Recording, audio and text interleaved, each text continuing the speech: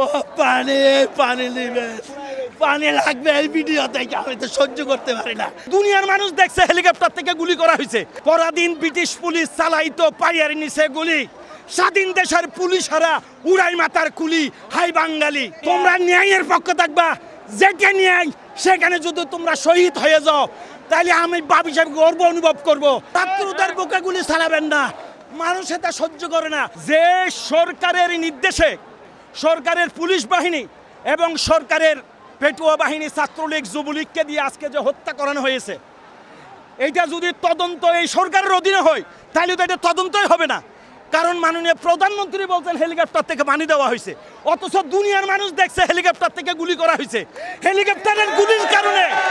Helicopter থেকে গুলির কারণে জানালার পাশ দিয়ে, জানালার পাশে এবং ছাদের উপর লোক মারা গেছে। আমার ছেলে চট্টগ্রাম বিশ্ববিদ্যালয়ের আইআরের ফাইনালের ছাত্র। আমার মেয়ে প্রধানমন্ত্রী কর্তৃক পুরস্কার প্রাপ্ত, অনার্স মাস্টার্স করা ইংলিশে। আমি তো এই দৃশ্য দেখা, আমি যখন ব্রিটিশ আমলের কথা, 52 সালের ভাষা আন্দোলনের কথা আজ থেকে 25 বছর আগে পত্রিকায় পড়ছিলাম, সেখানে প্রবন্ধটা লেখা হয়েছিল, পরাধীন ব্রিটিশ পুলিশ চালাইতো পায়ের নিচে গুলি, স্বাধীন দেশে বাইয়ে বাইয়ে উড়াই মাতার কুলি।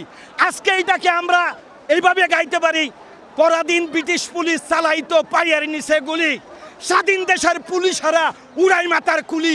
হাই বাঙালি, আজকে যেভাবে গুলি করা হয়েছে, আমি যাত্রাবাড়ি কদমতলী এলাকায় ছিলাম, আমার কাছে আমি দেখছি 1 মিনিটে না হলে 2000 গুলি করা হয়েছে। 800-র অধিক লোক সেখানে গুলিবিদ্ধ হয়েছে, 22 জন নিহত হয়েছে। একই স্কুলের 5 জন ছাত্র এখনো নিখোঁজ অবস্থায় আছে। আজকে যে শহীদের যে তালিকা দেওয়া হচ্ছে, এটা সঠিক নয়।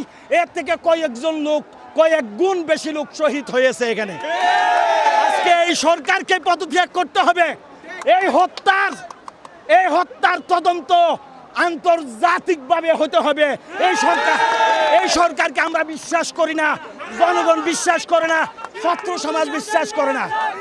আমি একজন অভিভাবক হিসেবে, আমি বাবা হিসেবে এখানে আমার মেয়ে এসেছে, আমার ছেলে এসেছে, আমি তাদেরকে করে আটকায় রাখতে পারি নাই। আমি বলছি তোমরা ন্যায়ের পক্ষে থাকবা। যেটা ন্যায় সেখানে যদি তোমরা শহীদ হয়ে যাও, তাহলে আমি বাপ হিসাবে গর্ব অনুভব করবো। এই 1971 সালে আমি মুক্তিযুদ্ধের জন্য বাদ নিয়ে গেছি। মুক্তিযোদ্ধার কমান্ডার আমাদের এই গড়ের মধ্যে 3 দিন লুকাইতে ছিল, আমরা সহযোগী ছিলাম। কিন্তু এইরকম বাংলাদেশের জন্য মুক্তিযোদ্ধারা যুদ্ধ করে নাই।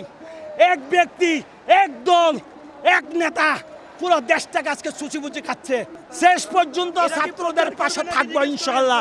এই আন্দোলন সফল হবে, হতেই হবে।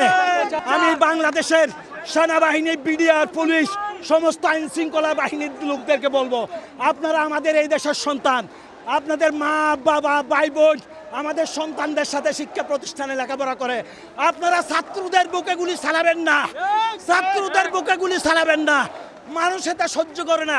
আমি তো রাত্রে ঘুমাতে পারি নাই। মুগ্ধার ভিডিও দেখার পরে সে যখন বললো পানি নেবে, পানি লাগবে, এই ভিডিও দেখে আমি তো সহ্য করতে পারি না, আমার ঘুম আসে না রাত্রে। আবু সাইদকে যেভাবে গুলি করা হয়েছে, নিরস্ত্র একজন বিক্ষোভকারী একটা ন্যায্য দাবি নিয়ে দাঁড়াইছে, তাকে যেভাবে পরপর 4টা গুলি করা হয়েছে, এটা তো মেনে নেওয়া যায় না। এই দেশে এটা মেনে নেওয়া যায় না। এই সরকারকে পদত্যাগ করতেই হবে।